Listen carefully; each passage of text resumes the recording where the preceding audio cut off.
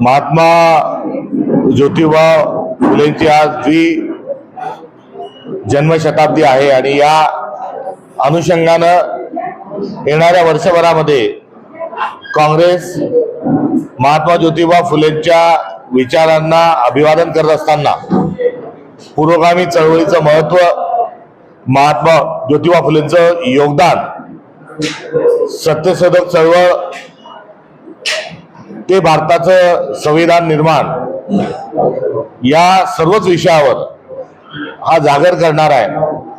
महात्मा ज्योतिबा फुलेंनी छत्रपती शिवाजी महाराजांची शोधून काढलेली समाधी, पहिला लिहिलेला शिवाजी महाराजांचा पोवाडा, बाबासाहेब आंबेडकरांनी फुलेंना गुरुस्थानी मानणं, शाहू महाराजांनी सामाजिक न्यायाची स्वीकारलेली भूमिका, ही सगळी सांगड आहे आणि ही सगळी सांगड ही उलगडून बघण्याची आणि त्या विचारांना पुढे घेऊन जाण्याची आवश्यकता जी आहे ती आवश्यकता काँग्रेस पक्षाने ध्यानात घेतलेली आहे। नवे तर ती आमच्या सदा सर्व काळ ती आमच्यासाठी अनुकरणीय आणि पुढे घेऊन जाण्याचा प्रयत्न आहे।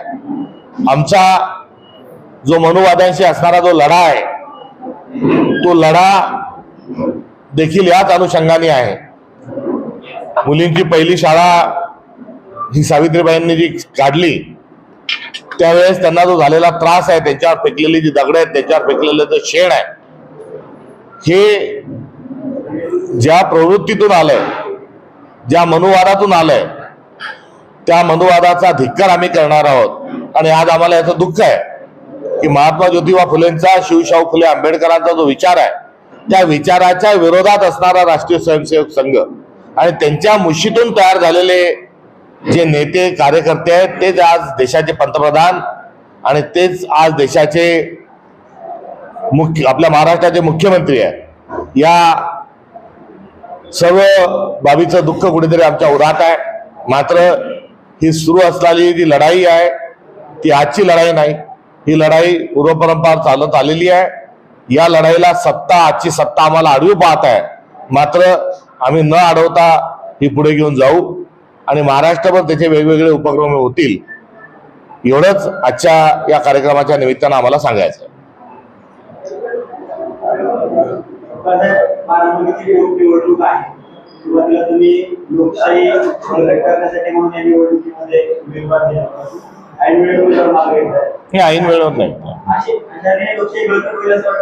आमची हा महायुतीला कुठेही पाठिंबा नाही। आम्ही मुख्यमंत्र्यांचा जो आलेला फोन आहे त्याच्या अनुषंगाने हा निर्णय घेतलेला नाही।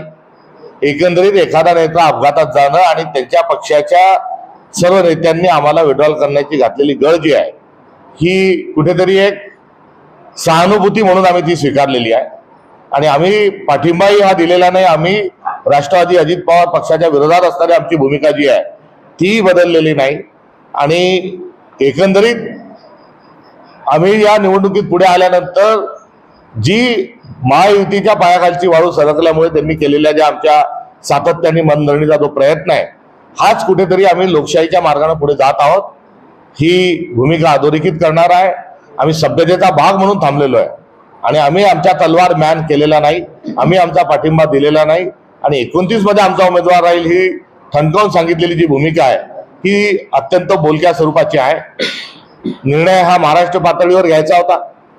जेव्हा सुनेत्राताई ज्या आहेत या दिल्लीला मल्लिकार्जुन खरगे साहेबांना जेव्हा भेटल्या आणि त्यांनी त्यांच्याजवळ जेव्हा विनंती केली तेव्हा खरगे साहेबांनी देखील हा विषय महाराष्ट्र प्रदेश काँग्रेस कमिटीच्या अखत्यारीतला आहे, त्यामुळे प्रदेश काँग्रेस कमिटी घेईल तोच निर्णय अंतिम राहील हे जेव्हा सुनेत्राताईंना जेव्हा सांगितलं त्यावेळेस हा संपूर्णतः विषय हा महाराष्ट्राच्या अखत्यारीत आला आणि त्यावेळेस महाराष्ट्रातल्या सर्व नेत्यांशी ही चर्चा केल्यानंतर एक वाक्यता आमची जी झाली ती विचार करायला हरकत नाही, अध्यक्ष म्हणून तुम्ही निर्णय घ्या आणि लढत असाल तर संपूर्ण काँग्रेस आपल्या पाठीशी राहील।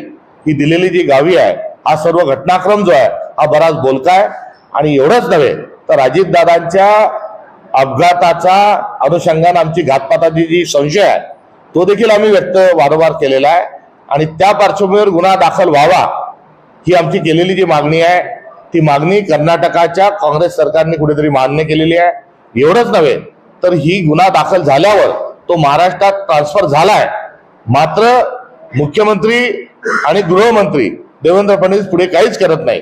सीआयडी जागची हलायला तयार नाही। 3 महिने होत आले, अजून काही झालं नाही।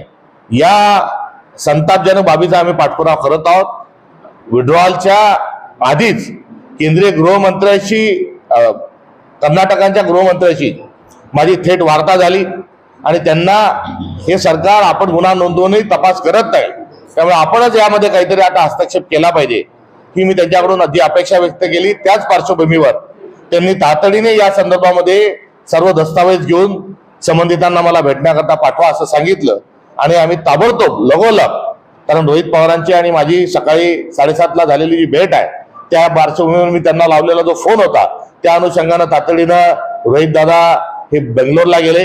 काँग्रेस पक्षाचे आमचे प्रतिनिधी, आमचे वरिष्ठ जे प्रवक्ते आहेत अतुल लोंढे हे त्यांच्यासोबत आम्ही त्या ठिकाणी पाठवले आणि आमचे काँग्रेसचे समन्वयकाच्या भूमिकेमध्ये विजय कुमारजी माजी आमदार, राजीव गांधी पंचायत राज संघटनेचे कर्नाटकचे अध्यक्ष, माजी उपमुख्यमंत्री धर्मेंद्र सिंगजीचे चिरंजीव ते या सर्व प्रक्रियेत आहे। गृहमंत्र्यांशी देखील चर्चा त्यांची त्याच दिवशी म्हणजे 9 तारखेलाच झाली आणि गृहमंत्र्यांनी या संदर्भात हा विषय शेवटापर्यंत घेऊन जायला पाहिजे आणि हा तपास आम्ही करूच आणि त्या ज्या आवश्यक त्या सूचना त्या देऊ। कुठे न्यायालयीन प्रक्रियेचा आधार घेता येऊ शकतो का ही देखील चाचपणी आमच्या शिष्टमंडळाने केली आहे, काँग्रेस पक्षाने केली आहे आणि ही बाब अधिक पुढे घेऊन जाण्याच्या अनुषंगानं DK शिवकुमारजी जे उपमुख्यमंत्री आहे त्यांच्याशी देखील आपण बोलून घ्या अशा प्रकारची देखील एक सूचना कुठेतरी शिष्टमंडळाकडून आली। गृहमंत्र्यांनी देखील तशा प्रकारची एक अपेक्षा आणि सूचना व्यक्त केल्यानंतर मी लगोलग DK शिवकुमारजींशी पण बोललो आणि DK शिवकुमार साहेबांना कालच या अजितदादांच्या अपघाताच्या घातपाताच्या अनुषंगानं तपासाच्या अनुषंगानं आम्ही त्यांच्याशी देखील DK शिवकुमारांशी बोललो।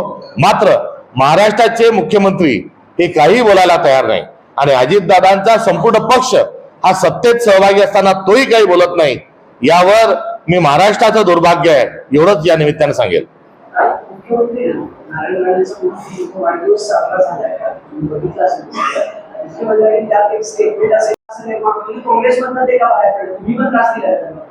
हा प्रश्न त्यांची काल 75वा वाढदिवस साजरा केला, नारायण राणे साहेबांना त्यांना विचारला पाहिजे। मात्र मुख्यमंत्री पद वगळता आम्ही त्यांना जवळपास सर्वच काही हे काँग्रेस पक्षाने त्यांना दिलंय। प्रदेश अध्यक्ष आणि मुख्यमंत्री सोडून सर्वच त्यांना देण्याचा आम्ही प्रयत्न केला नव्हे तर दिलेलंच आहे। जेवढं त्यांना शिवसेनेत मिळालं नाही त्यापेक्षा जास्ती काळ सत्ता ही काँग्रेसने नारायण राणेजींना दिली होती। त्यांचा वाढदिवस काल झाला, 75वी साजरी करतात आहे, त्याच्या शुभेच्छा देखील आपल्या प्रश्नाच्या अनुषंगाने या ठिकाणी आम्ही त्यांना देत आहोत। त्यांच्या दीर्घ आयुष्यासाठी आणि चांगल्या आरोग्यासाठी आमच्या मनपूर्वक शुभेच्छा आहेत। बारामतीच्या प्रचारामध्ये राष्ट्रवादी काँग्रेस सांगते की आम्ही दोन्ही पक्ष एकत्र आहोत, तर एक प्रकारे हा काँग्रेसच्या भूमिकेला छेद नाही का? कारण आपण शरद पवारांच्या पक्षाबरोबर आहोत आणि ते तिथे सांगतात की आम्ही एकत्रच आहोत। जरूर या बाबीवर कुठेतरी एक विचार झाला पाहिजे। आम्ही या निवडणुकीमध्ये यशस्वी माघार घेतलेली आहे, मात्र आम्ही पाठिंबा दिलेला नाही आणि राष्ट्रवादी काँग्रेस ही भारतीय जनता पक्षाच्या सोबत असल्याचा आम्ही निषेध करतो।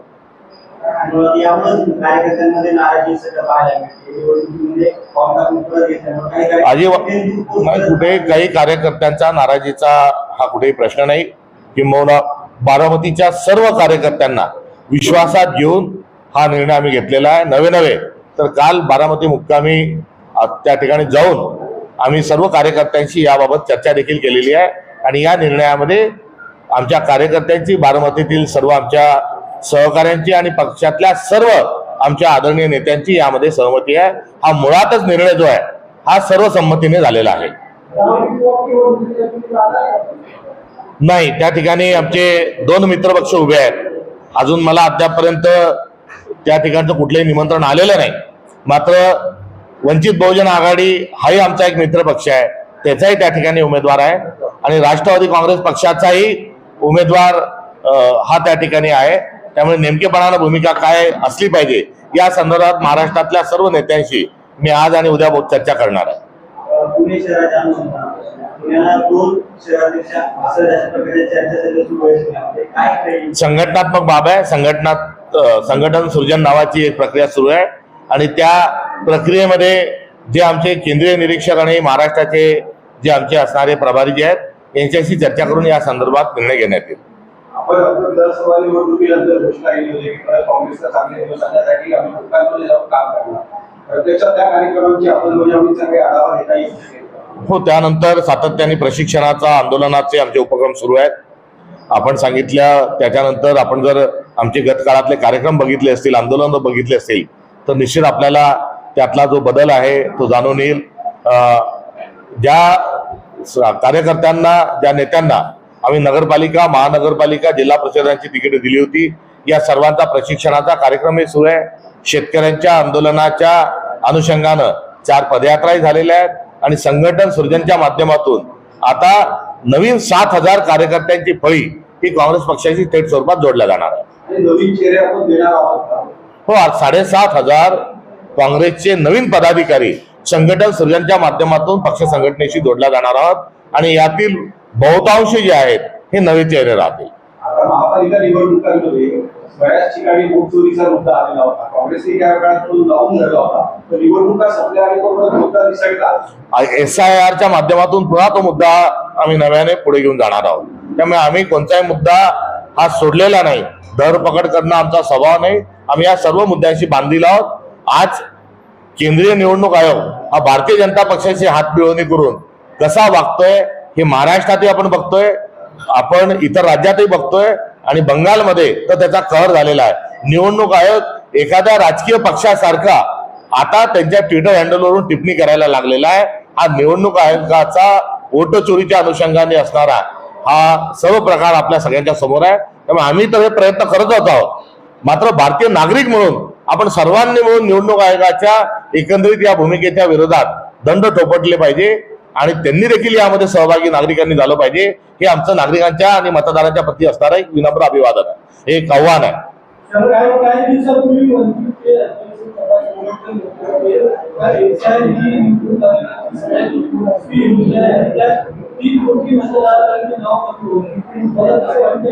हो, निश्चित आंबेडकर साहेबांनी जे सांगितलंय त्यामध्ये तथ्य आहे, अर्थ आहे आणि या संदर्भामध्ये आम्ही देखील प्रयत्न करत आहोत.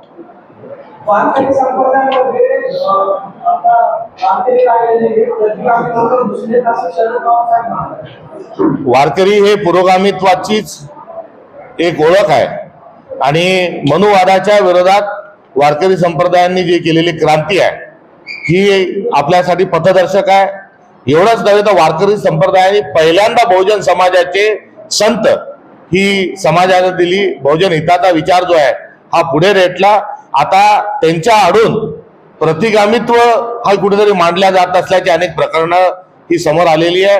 त्यामुळे या संदर्भामध्ये एक मोठी चर्चा करण्याची आवश्यकता आहे. मात्र मुळात वारकरी संप्रदायाचा जो विचार आहे आणि भारताच्या संविधानाचा विचार हा एक आहे आणि प्रतिगामित्वाचा आणि स्पृश्य अस्पृश्यतेचा, स्त्री पुरुष असमानतेचा जो विचार आहे तो विचार हा मनुवादाचा विचार आहे, तो राष्ट्रीय स्वयंसेवक संघाचा विचार आहे.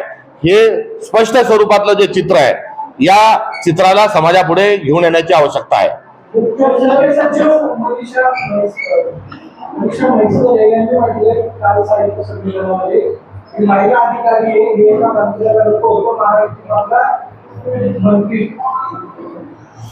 स्त्री पुरुष समानता हा वारकरी संप्रदायाचा, पुरोगामी विचाराचा, शिवशाहू फुले आंबेडकरांचा आणि भारताच्या संविधानाचा विचार आहे.